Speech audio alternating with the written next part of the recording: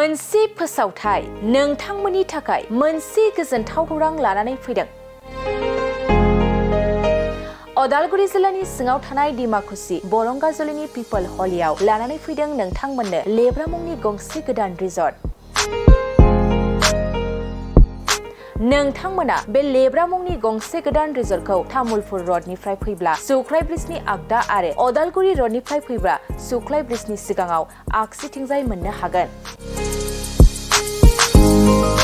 Lebra मुंनि गंसे गोदान रिजर्टआ नोंथांमोननो गोसोबायदि सुबिदा खालामनानै होनाय जादों। नोंथांमोना बे लेब्रा रिजर्टआव बर'नि गासै जाग्रा जामुंखौनो मोननो हानायजों लोगोसे बेवहाय नोंथांनि सुबिदा बायदि अर्डार खालामनानै जानो हागोन। जुदि नोंथांमोना तामुलपुरनिफ्राय अदालगुरिसिम थांनाय समाव ओंखामजों लोगोसे बायदिसिना जालांनो गोसो दंब्ला नैबे 8638879656 जानबुं नम्बराव कल खालामनानै सिगांग्रो अर्डार खालामहरनो हागोन।